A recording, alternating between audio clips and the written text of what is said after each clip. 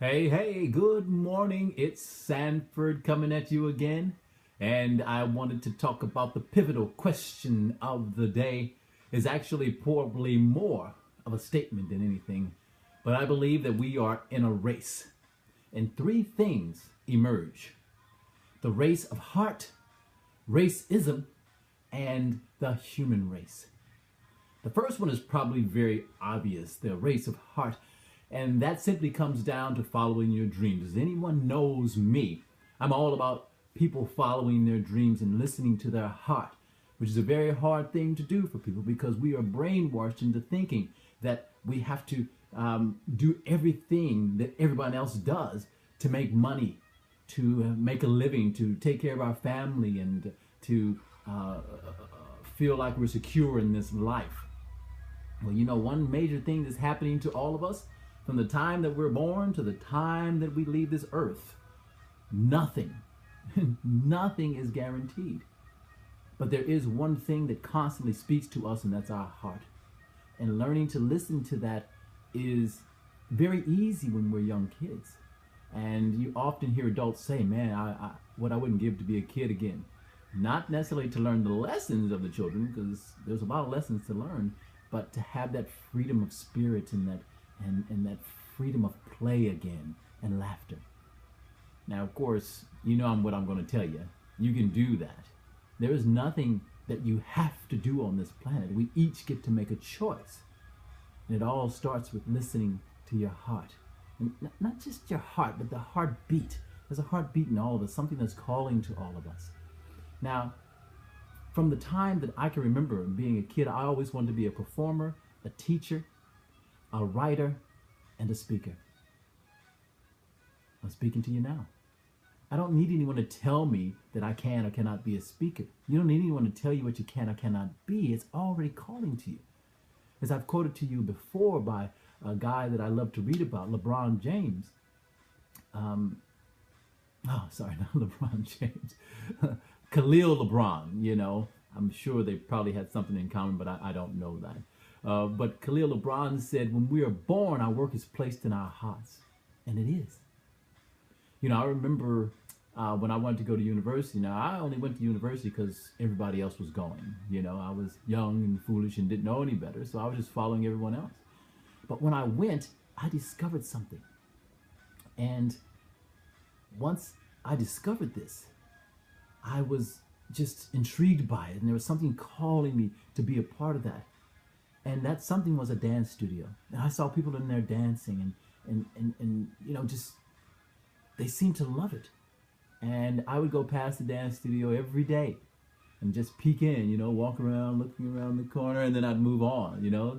And one time the dance teacher caught my eye. She said, come on in. I went, no, I can't do that, you know. I have to go back to my studies. So this went on for about 6 months. And then one day I was walking by, and when I was walking by, I guess I did it almost the same time every day. She was there standing there, and she went, come on in. So I went in. I sat through a class. From that time, I was hooked. That time I was hooked. And for the next 2 years, I never went to regular classes. I always went to the dance studio and I trained myself because something was calling me, something was telling me that this is what I was supposed to be doing.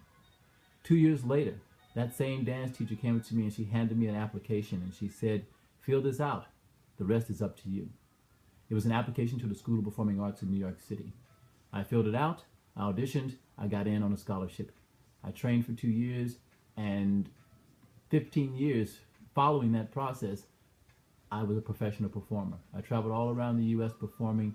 I performed overseas, and of course here in Australia. And but there's something to be said about listening to your heart. There's a race of your heart. There's something that you're supposed to be doing.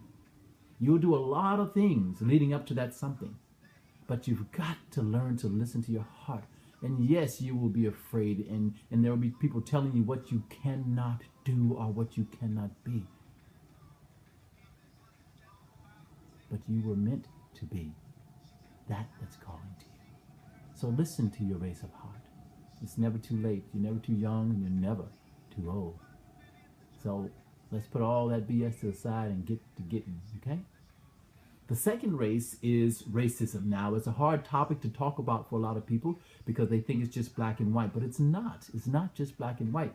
Racism didn't start until the 1400s. And you can do more research on that yourself, but that wasn't in my history books at school. It wasn't in the white history books. I had to study further, okay, to find that out in some of the black history books. So if you want to dive into that, you can, but racism is not just black and white. It is a race of power, wealth, and resources. And in our society, we are hell-bent on getting those three things no matter what. And as far as slavery is concerned, now a lot of people look as racism has come from slavery, but as I said, it didn't come from that. It came from those three things that I mentioned, which is power, wealth, and resources. But racism got intertwined in that because there was a race back then to get more wealth, more power, and more resources. And back then it was all about getting land. Okay, you may have heard about the Indians in America and the soldiers fighting them to take their land. You know, in other cultures, in the Mayan culture, also there's a whole bunch of information on that. So if you want to find out who owns a lot of the land and resources now, you don't have to look far because you know. Okay, you know in your heart who owns those things. And for slaves, we were constantly taught as to serve the master, to serve the oppressor. So to own those things, ownership meant to us a bad thing. To own was bad. So we weren't taught, and a lot of families don't teach their kids, particularly in black neighborhoods, that they need to own their own house. They need to own a business. They need to be a part of someone else's business. These are just great things to have, not just for yourself, but for your family, to serve the greater community and to serve the world, because each of us have something to offer the world. And if we understand that ownership is not a bad thing, and we're able to use that with a compassionate heart, then we open up a whole new way of thinking. And this racism will find its way out of our culture. But we can't make it just black and white.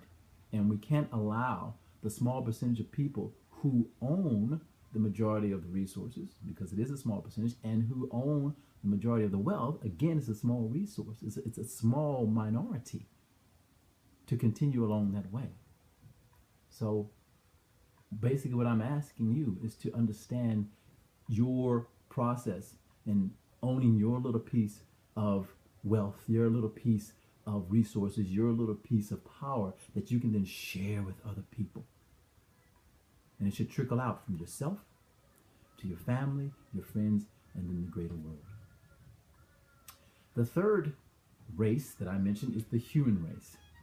Now, our government as a whole, when I say our government, again, I'm talking about that small minority of people who own the majority of the wealth and resources. They are keeping us in a process of separation. And that separation has us thinking that it's a us and them process in this life. Well, I've been reading this book, and it's an extraordinary book. It's called A Fearless Heart. And I just want to read a passage. I don't normally do this, but I want to do this today. The passage goes, whether it is seemingly an attitude of indifference or full-blown dehumanization of others, our history attests to the consequences of failing to recognize our similarities. From slavery to the Jewish Holocaust, and from the ethnic cleansing of the Balkans to the Rwandan genocide.